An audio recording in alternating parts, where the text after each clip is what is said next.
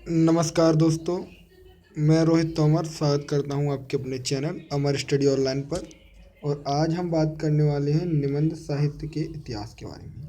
यहां से MP board में 5 मार्क्स का क्वेश्चन आते हैं, यानी 2 नंबर के 2 क्वेश्चन आते हैं और 1 नंबर की ओटी आती है। तो वीडियो को ध्यान से देखना, कोशिश करेंगे कि इसमें सारा कवर कर लें जिससे हमारा एक भी मार्क्स कम ना रहे। तो शर्त यही है कि वीडियो को एंड तक देखना है, ठीक है।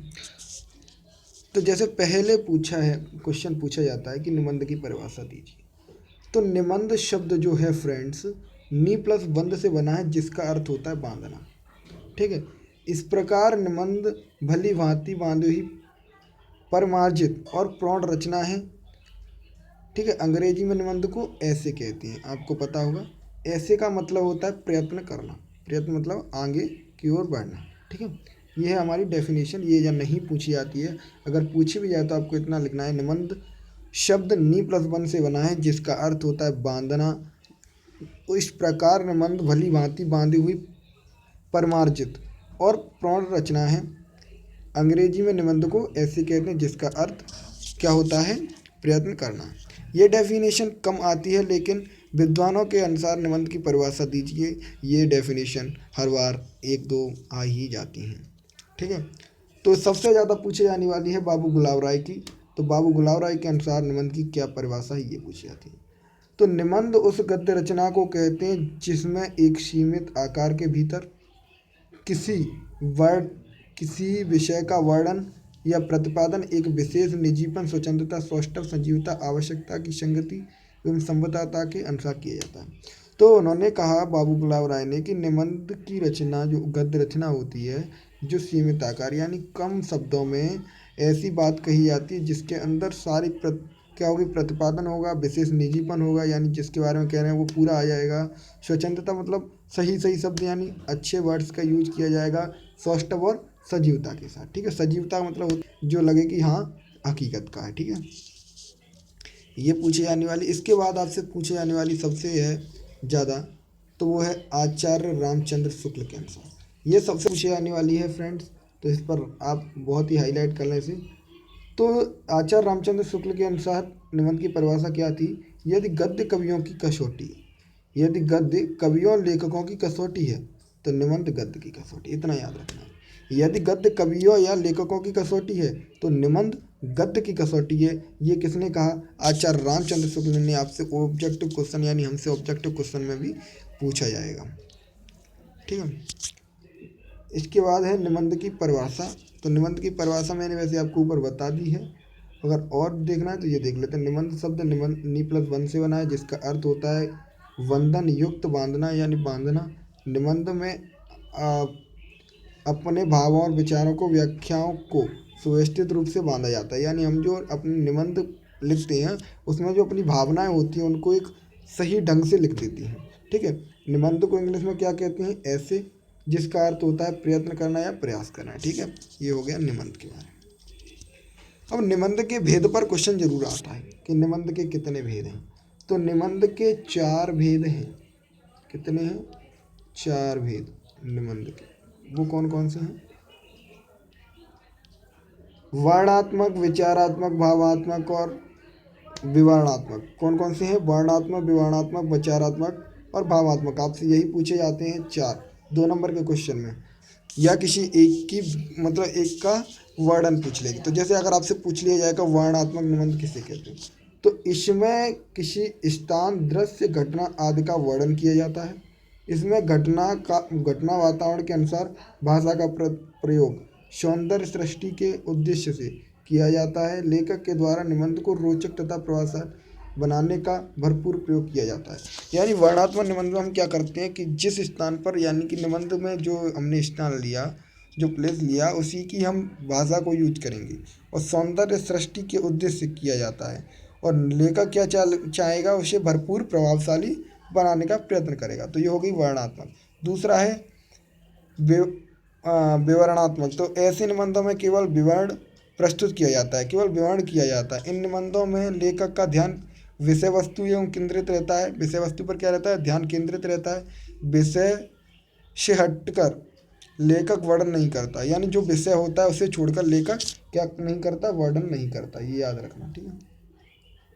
इसके बाद है विचारात्मक। तो विचारात्मक, इसमें भावों की अपेक्षा विचारों की प्रमुखता दी जाती है, यानी भाव कम देखे जाते हैं, जो विचार हमारे हैं उनको देखकर लिखा जाता है। जिनका संबंध हृदय से कम मस्तिष्क से अधिक होता है। जिनका जो हमारे विचारों का संबंध किससे, हृदय से कम, यानी हमारे हृदय से कम होता है लेकिन मस्तिष्क से ज़्यादा होता है। इसमें बौद्धिक आधार पर विषय का विवेचन किया जाता है। इसमें प्रौढ़ता और विचारों की गहनता रही है, ठीक है, ये लिखना है। इसके बाद में भावात्मक, जो निबंध किसी विषय का भावपूर्ण चित्रण करता है, यानी कोई जो निबंध हम लिख रहे हैं वो क्या करे कि भावपूर्ण चित्रण कर दे। भाव यानी हमारे अंदर से उसके लिए भाव प्रकट हो तो उनका पूर्ण रूप से क्या कर दे, चित्रण कर दे, उसे हम भावात्मक निबंध कहते हैं। इस निबंध में कल्पना का स्थान महत्वपूर्ण होता है, यानी हम जो कल्पना करते हैं या इमेजिन करते हैं वो उसका स्थान क्या होता है, महत्वपूर्ण होता है, यानी इम्पोर्टेंट होता है। तो भावात्मक निबंध और वर्णनात्मक निबंध में पर्याप्त समानता दिखाई देती है, यानी जो भावात्मक निबंध है और वर्णनात्मक निबंध है, वर्णनात्मक वर्णनात्मक मैंने भी आपको पढ़ाया ना, वर्णनात्मक, ठीक है। तो देखो वर्णनात्मक और इसमें दोनों में क्या है, काफ़ी समानता है। इसके बाद में आपसे पूछा जाता है हिंदी निबंध विकास की दिशाएं, जो हिंदी निबंध विकास की जो दिशाएं हैं उनके बारे में पूछना है। तो विद्वानों ने सुविधा की दृष्टि से हिंदी निबंध साहित्य को 4 चरणों में विभाजित किया। पहला है भारतेंदु युग, दूसरा है द्विवेदी युग, तीसरा है शुक्ल युग, शुक्लोत्तर युग। तो भारतेंदु युग 1850 ईस्वी से 1900 ईस्वी तक चला। द्विवेदी युग 1900 से 1920 ईस्वी तक चला। शुक्ल युग 1920 से 1940 तक चला। ऑब्जेक्ट में पूछा जा सकता है हमसे, शुक्लोत्तर युग 1940 से अभी तक चल रहा है, ठीक है। तो पहले में हम बात करते हैं भारतेंदु युग में जो प्रमुख निबंधकार थे उनकी रचनाएं और निबंधकार कौन कौन थे। तो भारतेंदु युग यानी पहले तो भारतेंदु हरिश्चंद्र जी थे, ठीक है, भारतेंदु हरिश्चंद्र थे, जिनका निबंध है फुटकर निबंध, स्वर्ग विचार, ठीक है, स्वर्ग विचार की सभा, सबसे ज़्यादा पूछे आने वाले हैं ये लेखक। दूसरा प्रताप नारायण मिश्र, तो निबंध नवनीत, और दूसरा है किल प्रभाव, ठीक है। बाल कृष्ण भट्ट, भट्ट निम्दावली, तो पीछे भट्ट लगाया तो भट्ट निम्दावली, और साहित्य सुमन। राधा चरण गोस्वामी, तो यमपुर की यात्रा, यमपुर यानी कि ईश्वर के यहाँ की यात्रा का वर्णन। भारतेंदु युग के निबंधों की 4 विशेषताएं लिखिए। भारतेंदु युग के निबंधों की 4 विशेषताएं लिखनी है, उनमें क्या क्या विशेषताएं थी उन निबंधों। तो भारतेंदु युग की पहली विशेषता थी, इस युग के निबंधकारों ने विविध विषयों पर अपनी लेखनी चलाई, इन्होंने विविध बहुत सारे विषयों पर अपनी क्या की, लेखनी यानी लिखा इन्होंने। दूसरा, इस युग के निबंधकारों ने समाज सुधारक की भावना एवं राजनीतिक चेतना, रोचकता आदि गुण मिलते हैं। ये जो निबंध लिखते थे उनमें वो समाज सुधार की बात करते थे, समाज सुधार की भावना की बात करते थे, राजनीतिक चेतना देते थे, रोचकता आदि के गुण मिलते थे। इसमें बड़ी गंभीरता यानी बहुत ही सीरियस तरीके से लिखा जाता, वो गंभीरता का अभाव था, अभाव मतलब होती कमी, ठीक है।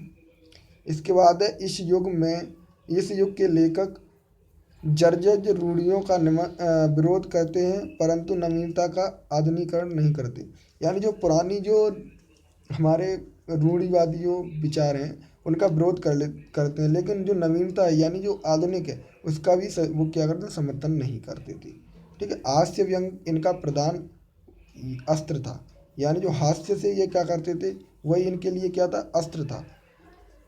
लेखक ने पाठकों की रुचि और आवश्यकता का सदैव ध्यान रखा। लेखक क्या करता था कि जो पाठक हमारे जो पढ़ रहे हैं तो उनकी जो क्या है कि रुचि किस में है उसका ध्यान रखते थे, उसी पर ही वे निबंध लिखते थे। इसके बाद है द्विवेदी युग के किन्हीं 4 निबंधकारों के नाम लिखिए। यहाँ से हमें 2 निबंधकारों के नाम पूछे भी जाएंगे, तो याद रखना है आपको। पहले हैं महावीर प्रसाद द्विवेदी, तो साहित्य संदर्भ और साहित्य सीकर ये इनके हैं। अध्यापक पूर्ण सिंह, सच्ची वीरता, बहुत ज़्यादा, मजदूरी और प्रेम, ये तो आपने क्लास 10 में ही पढ़ा होगा, मजदूरी और प्रेम, ठीक है, सरदार पूर्ण सिंह पढ़ा हुआ। दूसरा है बाबू श्याम सुंदर दास, तो गद्य कुसुमावली और साहित्य लोचन, ये बाबू श्याम सुंदर लाल के।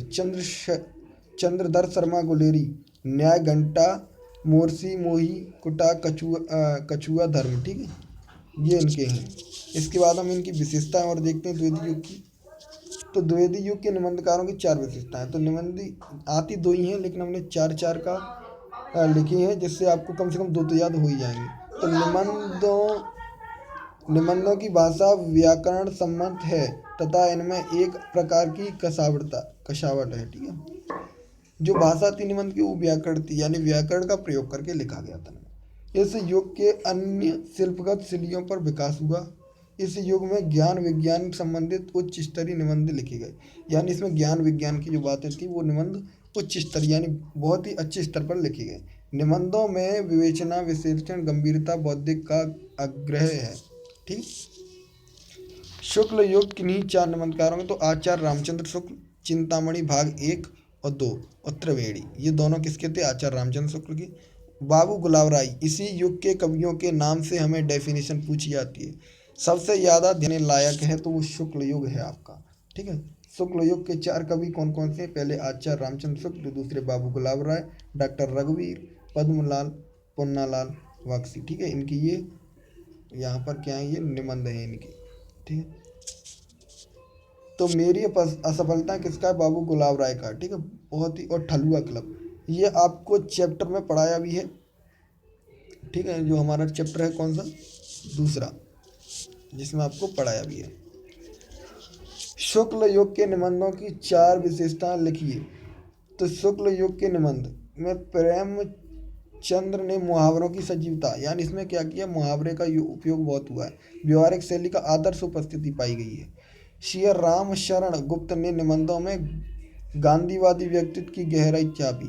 गांधीवादी व्यक्तित्व जानते हैं, यानी अहिंसा की बात करते थे वो।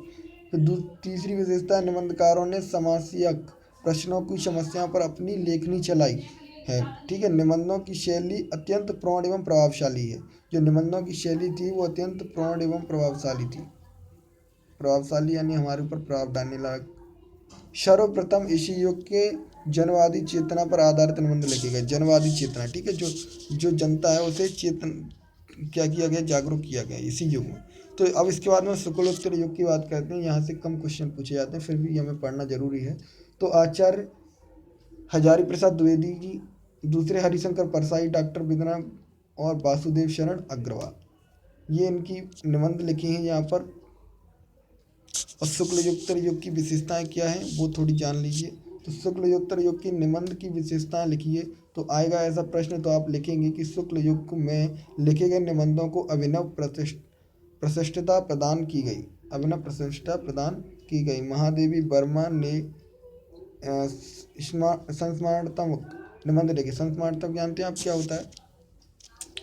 तो संस्मरणात्मक निबंध होती हैं जिनकी हम क्या करते हैं, केवल कल्पना करते हैं, संस्मरण करते हैं। जैसे हम पढ़ें तो उनकी जो छवि होगी वो हमारे अंदर बनने लगेगी। सांस्कृतिक एवं ऐतिहासिक पृष्ठभूमि पर लिखे गए निबंध हैं ये। प्रगतिवादी दृष्टिकोण एवं लोक साहित्य संबंध में लेखनी इस युग के है, ठीक है। इसमें हमने क्या किया, जो युग है उसकी विशेषता बात की है। फ्रेंड्स, अगर आप ये पीडीएफ चाहते हैं तो आपको ये पीडीएफ मिल जाएगी। आप हमारी वीडियो पर कमेंट कर दीजिए, जिससे आपको हम ये वाली पीडीएफ प्रोवाइड करवा दें। ये हमारे धीरेन्द्र सर ने बनाई है पीडीएफ, उन्हीं के ये मैं उसी में से पढ़ा रहा हूँ। बहुत बहुत धन्यवाद।